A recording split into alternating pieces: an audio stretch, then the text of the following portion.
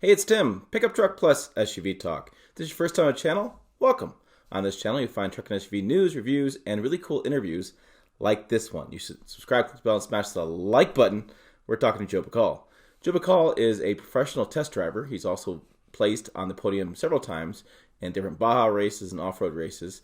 He loves motorcycles. He's actually driven Hulk Hogan's motorcycle as well, and he's done some really cool Baja stuff. He also was one of the first guys to work on the FJ Cruiser, get that dialed in for customers. He's got knowledge from Toyota, from Nissan, from GM. He's got a wealth of knowledge, and it's really cool to have him on the channel. In this part 2, we're going to talk about trucks he's driven off-road, what he thinks about the current lineup of trucks, and some mishaps that maybe happened off-road. It's a really interesting interview. I'm going to stop blabbering. Let's get to that interview right now.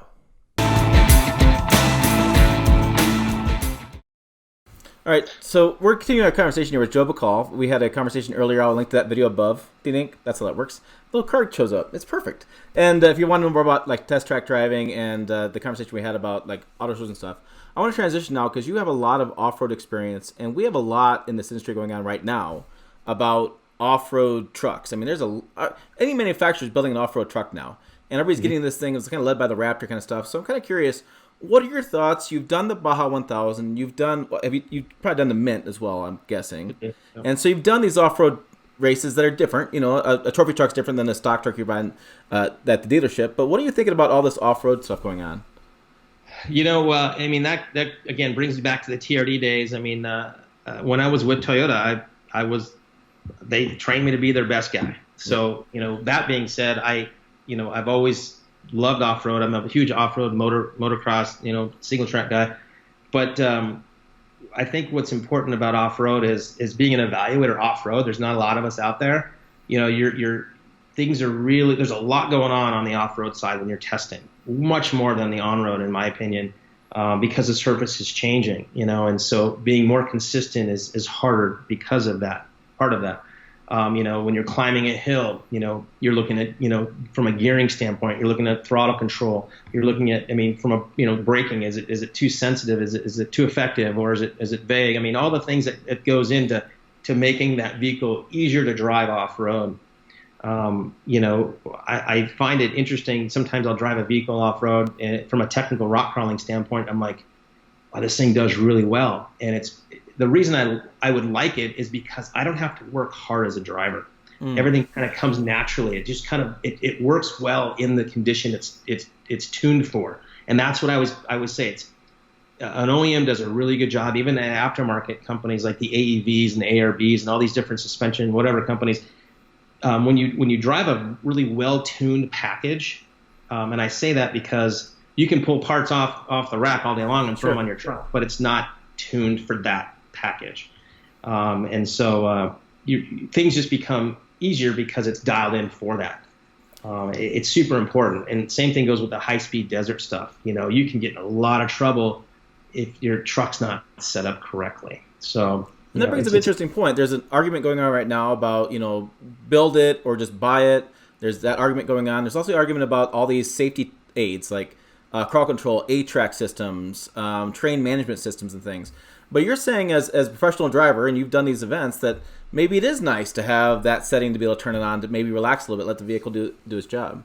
Well, I mean, I was one of the first guys that helped develop the crawl control in Japan on the Land Cruiser. And it was mostly just I was driving it and evaluating it. And we had the software engineer there. We were tweaking, adjusting the way it was coming in and out. And crawl control works really well. Is it for me? Not so much. I like to drive the vehicle. I like I like a manual off-road. I like that challenge. But I think it's important. You know, you've got a lot of those people always ask, why do they have all these buttons? Why do they have A-track and they have a diff lock? Why do they have all this? We kind of say it's kind of tools in the box, right? Sure. Every single tool that they have, or every single function that Toyota, let's say, I'm going to use Toyota again because it's just in my head, but they're on that vehicle because they all work differently in different conditions. I'll give you an example. When I did the Rubicon with the FJ, the first time that FJ Cruiser ever saw the Rubicon, this is 6 months before it came out, I'm 35 degrees down rocks, you know, these rock faces, and if I would have hit the rear diff lock, I would have slid right into the rocks. I used the A-track. I still have the traction control keep moving me forward, but it wasn't tracking me down. So I'm like, oh, that's interesting. So, I always say, use the best tool for the job, which makes sense. But that's saying that goes for what you have available in your vehicle. And same with tires and tying it. Tires, we should do a whole tire subject, because that's a whole nother. People think, oh, this tire's better for that. I'm like, we could talk about that, and it's really interesting where that is where people, there's so many tires out there now available. Oh, yeah. What do you pick? And trust me, the people, it would be interesting for your viewers in the fact that you got your Michelins, you got your BFG, you've got these name brand, tires, your Goodyears and stuff that people think, well, these are expensive, but they're name brand, they're really good tires. Not so much nowadays. You'd be surprised how some of these other maybe tier 2 tire companies have come up and actually are better in some areas than these tier 1 companies. And I've tested them. I know it. I have the data to back it up. It surprises me sometimes. Yeah, so speaking of that, he's going to expand his YouTube channel. So we'll have a lot of stuff going on with tires and things. But I'm curious now, let's talk about the off-road trucks. Now, you've driven the Raptor. I have. Yeah, and so there's an argument for years about the Raptors doesn't have any competitors, and it's such a one-off truck. And, people have tried competitors, and so we have a new Rebel TRX coming out that you've probably heard about. And we have the Tundra TRD Pro's been around for a while. Nissan's doing a Pro 4X. So how do you put them in your brain when you start kind of 1, 2, 3, 4, 5 in trucks? I'm going to put you on the spot here. You're gonna have to. The Raptors. What's funny is I did the first Raptor versus Ram Runner on Motor Trend. I think this goes when it first came out. I did that thing, and that was the first time I drove the Raptor. I was like, whoa, this thing's pretty good. Mm-hmm. And here's what I like about the Raptor is I love the styling. It's hard not to like the styling, but I would say the Raptor's not ideal in the rocks. It's not a technical rock crawler. It's not going to compete with a Jeep. Wheelbase. It's just not there. It's not. It wasn't supposed to be. But I think they took that Baja market or the desert type of driving, and Fox jumped in there and started dialing, worked with Ford, and they came in with a package. And this again, it's the package that is what works. It all works together.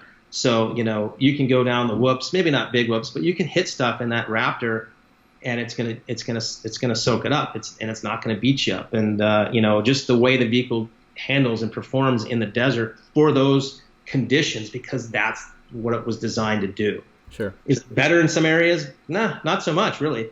But that's its focus, and that's what it does best. And that's why it's better than a lot of the other competitors. Especially in the desert racing. So how do you think the TRD Pro, like Tundra versus the Raptor, sets up for you?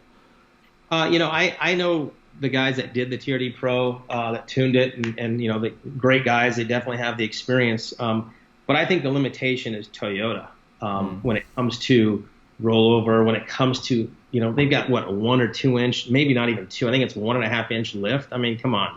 This is the kind of stuff where you can only do so much with this. You don't have a lot to work with. Right. Sure. So if, give me some more to work with, and I can make this a better vehicle. And I think that some of the engineers, like even Mr. Swears, is knows his stuff. He definitely has the ability to do it, but he's limited to some degree, I think, and that comes from Japan and the legal side. And that's just my opinion, but my experience, we run into that. So if people always ask, why don't they come up with this, and why don't they come with diesel, this and that? There's a lot more to it. They don't. Trust me, we all want it. We just can't get it. Sure. What do you make about Chevy's new stuff in the marketplace? So they have the ZR2 that really I was excited for. I was really excited for. And now you have AEV with the Bison version of that. That I don't know if you've driven that. That thing's pretty badass. And then you have the Trail Boss. You have different stuff going on. Yep.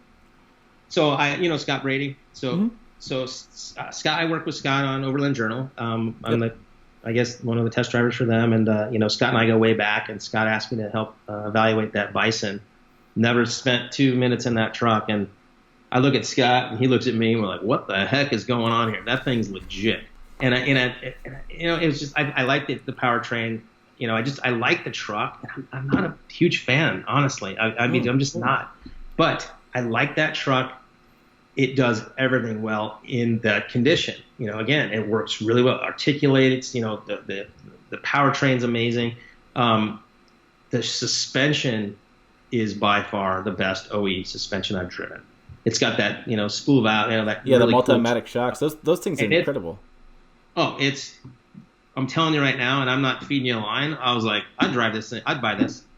I was impressed. And trust me, it's hard to impress me. I mean, just because I've been around, I've seen it, and it's like, what's different? But Scott Brady and I both looked at each other going, maybe the durability is not there, maybe the reliability is not there. I don't know, but as it stood that day I drove it, I was like, it worked pretty well, and I picked it apart. So that maybe that answers your question.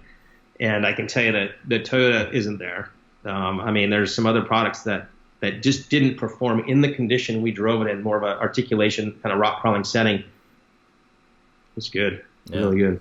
So what do you make about the new Jeep Gladiator that came out? Since you don't understand Jeeps and short wheelbases, now we have the Gladiator with the longer wheelbase, big overhang. I've just done some videos in frame bending with it, off-roading. So what do you make of this thing? How direct do I need to be on this one? But what's funny is I can tell you I'd spent a lot of time in the Jeep Rubicon when we were doing FJ development, and no question does the Jeep work. I mean, it's a solid axle. You guys, I'd get ripped apart if I didn't say it didn't work, because it does. Yeah, sure.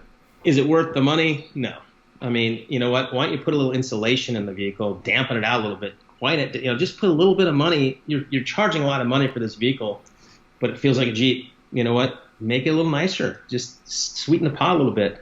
My big thing is just reliability. I was in Moab doing some tire work in a brand new Rubicon, and I put it in gear, and the shifter just moved like this. I'm like, little 50-cent piece broke, and I couldn't.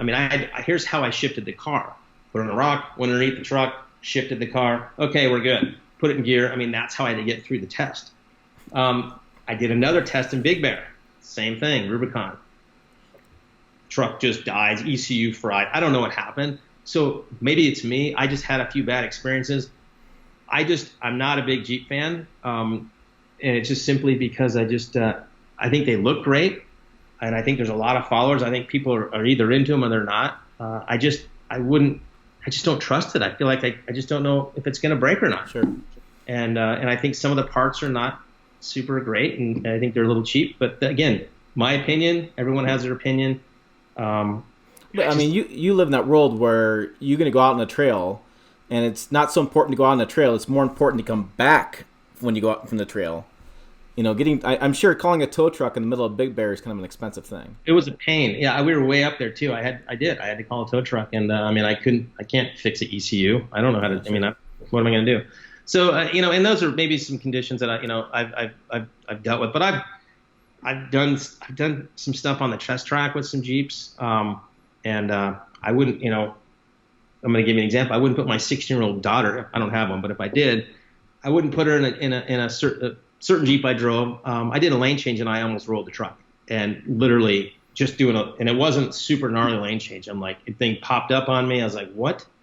And that wouldn't happen with some other products. So that kind of stuff, we talk about lane change, and I want to talk about real quickly. Sure. What I look at is I look at linearity. If you're going down the freeway and you turn, let's say something in front of you makes you happy, you got to get out of the way quick, right? You got to do a lane change. So you do a hard lane change to the left, then you correct it, come back. Well, if the vehicle's not tuned from, if it's super non-linear, it has a knee point and it's got a really sharp, like just it's slow, and then it takes off.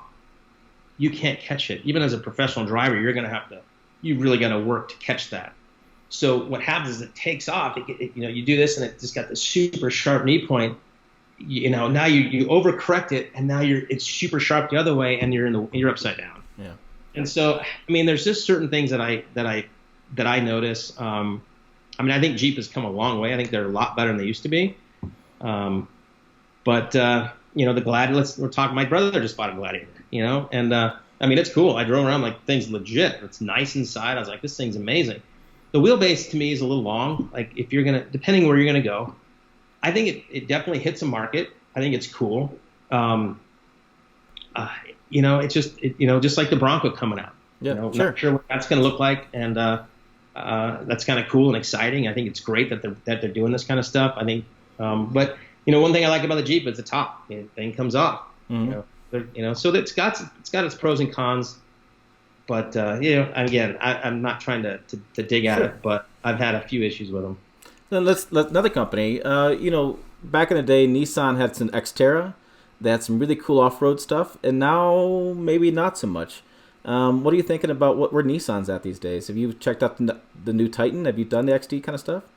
Yeah, I still am very good friends with a lot of the Nissan guys out the track, and I think the company just changed. When I was out there, gosh, in '92,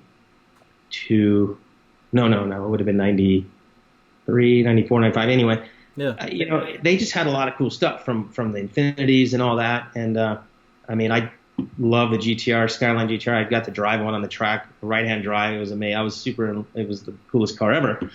I think their products are just. I love their little Frontier still. I would drive that thing every day. Yep. It's great. Yeah, I would too. It's a great little truck. It's dated, but just works. It works. But I think Nissan needs to come up with something and they need to get another cool SUV. I mean that vehicle you're talking about was great for so long. Mm-hmm. I think they need to get into motorsports. They're not really into motorsports. They kind of pulled out of that, it seems like, and they need to get back into it because they can do it.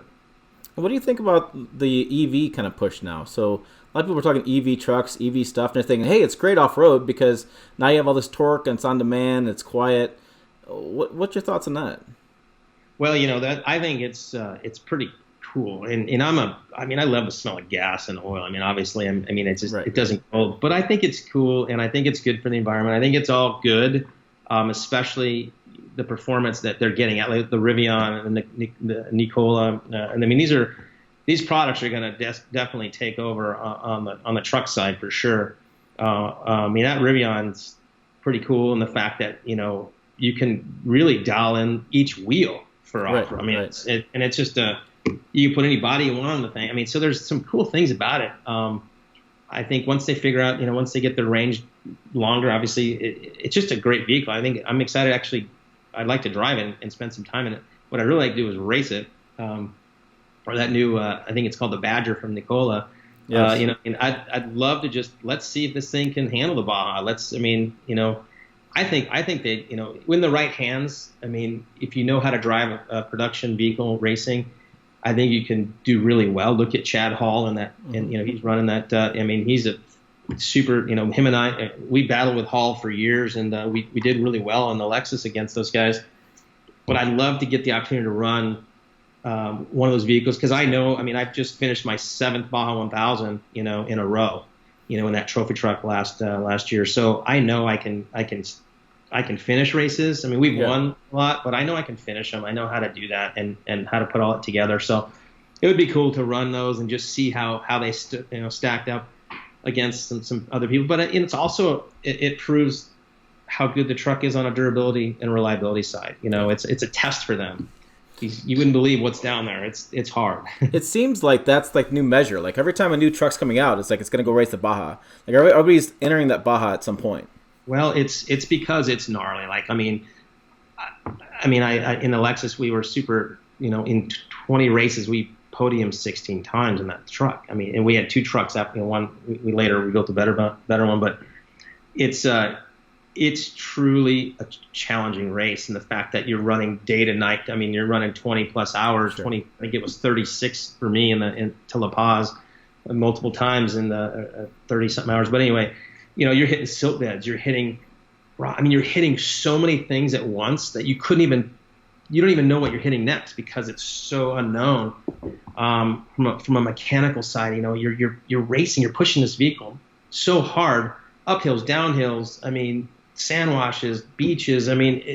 Trust me, if your truck vehicle gets through that, it's probably going to be pretty good. It's probably, because there's a lot of products, 50% don't even finish the race practically. Yeah. But they need to do something like that. I know they're touting, hey, it's an adventure vehicle and we can go anywhere.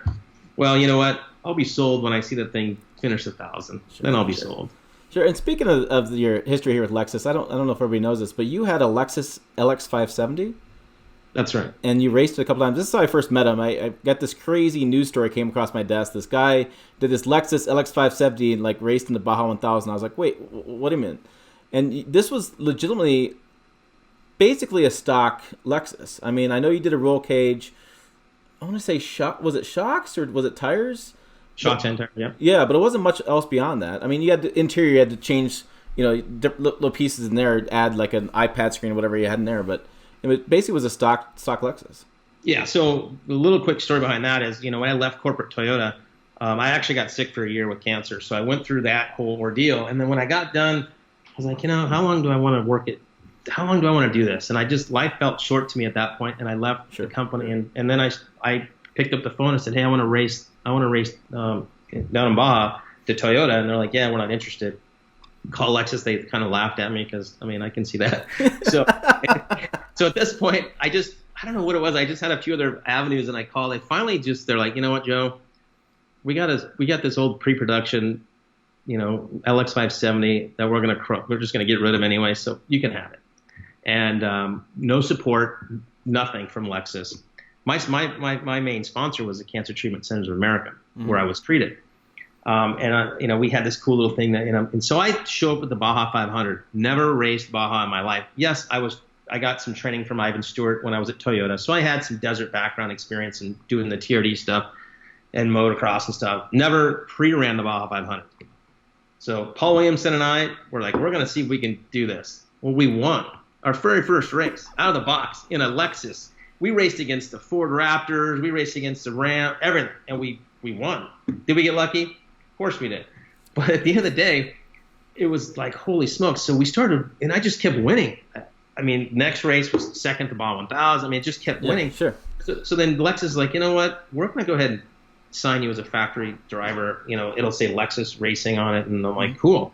That's when it got serious, but we just kept winning. We won every race in 2010 except the 500 we got second, but every race and won the championship. We won the championship twice over a 5-year period. It was 16 podiums in an LX 570. And every single race, Tim, I'm not going to BS you, every race. Oh, is this your first race? Good luck on that thing. No? Okay. Like, where have you? They didn't. No one. It just. And Lexus didn't really do an awesome job in promoting it, because they didn't know how to. They're like, what do we do? I'm like, you guys, you have the perfect. You got Land Rover, you got Mercedes, you got BMW. Nobody's gonna get near us. Right. Yeah. But it was crazy. We beat everybody in. I'll give you an example. In one race, Class 8. If you know what Class 8 is, some of the Class 8 trucks are super modified. Yeah. Yeah. We beat everybody except one truck in one race. All of them. Like, it's unheard of in that thing. But, and so the only thing that was really, it's called the stock full class, and the only thing that we're allowed to change are the shocks. We put, like, a trophy truck shock on it, just because you just have to.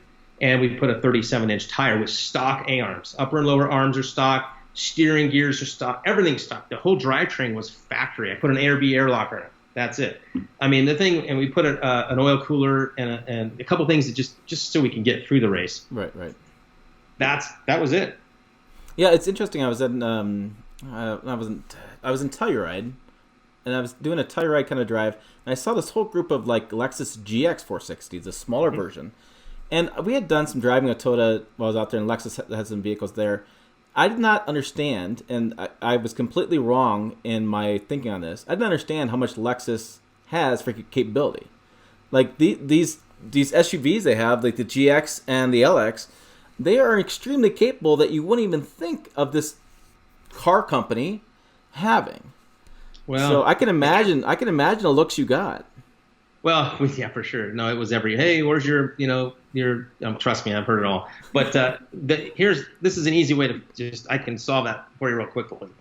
The LX 570 is a Land Cruiser. It's 200 series Land Cruiser. That's all it is. It's just got a lot nicer stuff on it. It's really just things. There are some mechanical differences, but it's a proven Land Cruiser. Land Cruiser, it's amazing. You got 400 horsepower, almost all-wheel drive.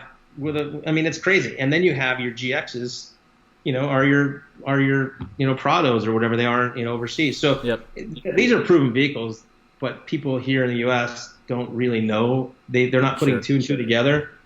But when I first asked Lexus, I want to race the LX 570, they're like, we don't. What are you talking about? That thing is, you can't race that. It's not capable to race the Baja. I'm like, I just got done testing this thing in Japan and spending a lot of time in it. It's capable. You have an all-wheel drive. You've got center diff locks. You've got everything. What is not capable here? And we proved that it was. Yeah. All right. I got one final question for you. Since going kind of back in the day, we have a new Hummer EV coming out, and so the word Hummer is going to cause a lot of people some problems and wrap around their head. But what are you kind of old school kind of guy in this kind of stuff? What do you think about the Hummer name coming back? I think it's cool. I mean, I mean, when they brought back the Hummer, years ago, not years, I think it was maybe 2007, 6. I don't remember exactly when it was. Maybe before that, but I thought it was cool. I'm like, yeah, not for me, but it was cool. When they lift them all up and throw the big tires on it, looks kind of goofy to me. But hey, you know what? That's just my 2 cents. But I think it's cool. I'm sure it'll be probably pretty well thought through, and I think it'll give the Rivian guys maybe a little bit of some competition if that is in the same class. I think it's great. Let's bring them back. Let's bring back the off-road, the adventure stuff. I mean, I think it's let's get them all lined up down in Mexico and let's see who wins. That's what I like to see. But I want to drive, so I don't care. I'll drive anything too. I don't care. I'm not I'll drive anything at this point. But yeah, it's all good, man. It's it's good to see. It's good to see where things are going, and it's good to see Toyota, especially, and some of the other companies, all of them actually are getting into the adventure, overland, kind of, even the RAVs and stuff. I mean, everybody's throwing a roof rack and everybody. Sure. Yeah. Yeah. It's definitely a growing segment. It's nice to see more people getting outside, personally.